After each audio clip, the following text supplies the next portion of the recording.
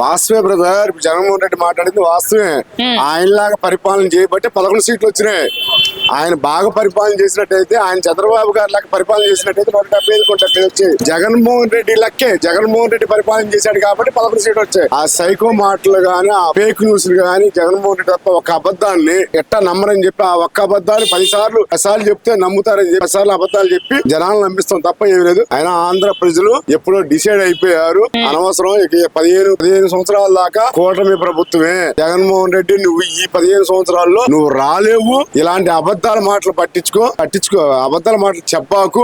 ఇలాంటి అబద్ధాలు చెప్పి ఒక మాట చెప్తావు, బెంగళూరులో పడుకుంటావు, మళ్ళీ వస్తావు. ఇప్పుడు ఎవడైనా బ్రదర్ ఒక మాటనండి, ఎవడైనా తుఫాను వచ్చింది, తుఫాను అయిపోయినా 1 రోజుకు 2 రోజులకు వాళ్ళ కష్ట సుఖాలు తెలుసుకుంటాడు.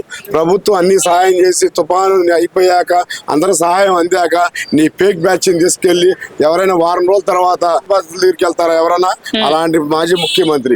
అందుకనే 11 దించారు ఆయన్ని.